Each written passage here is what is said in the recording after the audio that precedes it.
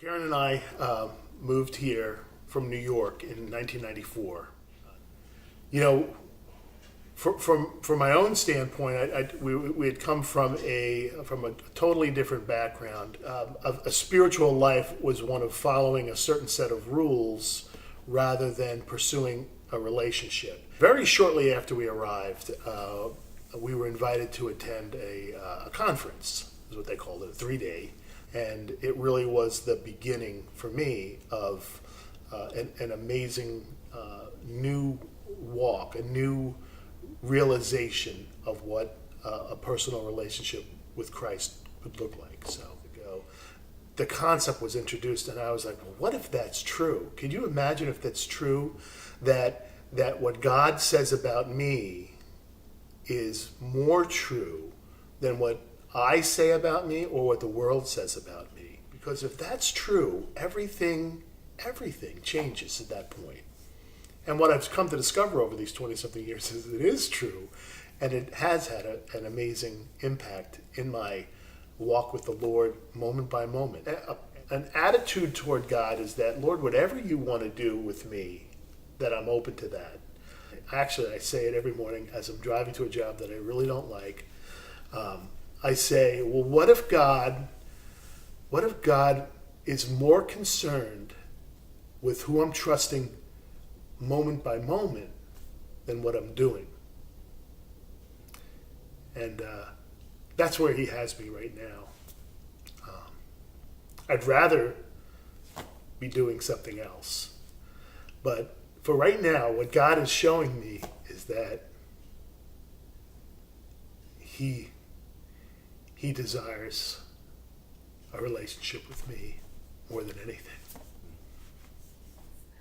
I no longer felt like I needed to be that person to please other people. I just could be who I was, who God designed me to be. Being able to be myself, it really was a sense of freedom. I think that for me, freedom looks like being able to walk in life and not worrying about what other people might think about me or say about me, and also not trying to be somebody I'm not.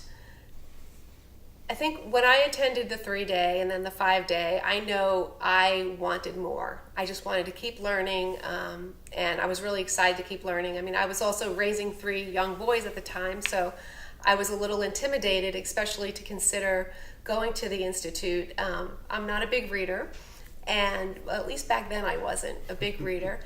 And that was very intimidating for me to think, oh, I have to read all these books. And I was shocked that I read the amount of books that I did and understood it. And I mean, God literally did it for me, because that was not my comfort zone at all. And so that was a really neat thing for me to experience. And so going through the Institute was awesome. I just, again, in the busyness of life, I was so thankful that I took the time to do that. I think the biggest truth that had an impact in my life was surrender and letting go, kind of being a control person, if you will. The understanding that even though I might think I'm in control, I'm not, and allowing God to be God in my life changed me in the way that I functioned in life, the way that I dealt with my raising my family, my relationship with my husband, and it's still a journey, that God continues to remind me of.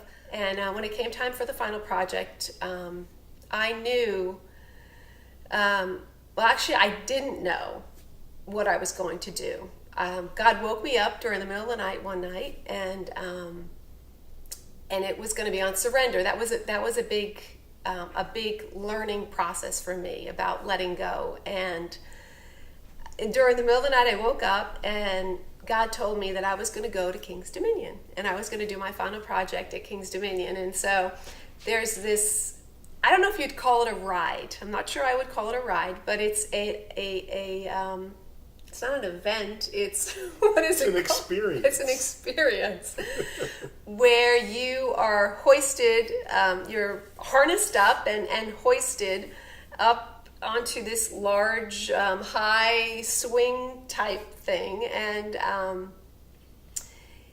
it was a way that I could depict what was happening internally, externally, that I could show that freedom that comes with being released and letting go and on this swing. And so we took the boys to King's Dominion and we had a fun day, but part of the day they knew that I was going to be doing this because they knew that I was going through this this training at Grace Ministries. And Paul brought the video camera and we filmed me going, on the ride, if you want to call it a ride.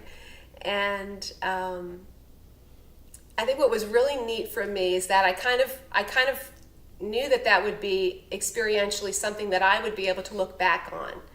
So as Satan was to continue to remind me of the lies that I was believing, that was an event in my life that I could look back on, that no, I let that go, laid it down, surrendered it. What was really cool is in part of the experience, as I was being hoisted up into the air, what I didn't know was that I was going to be the one to have to pull the cord. I just wasn't thinking about it. Well, how do I let go? And so it was really neat. It was a real pivotal moment for me in that understanding that I have to make that choice to surrender moment by moment. And I was the one who had to release the cord. I had to release myself. Let me get all emotional all over again. And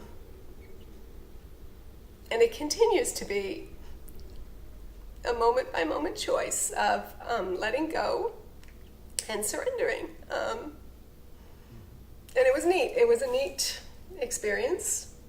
It was neat for, I guess it became like a family event.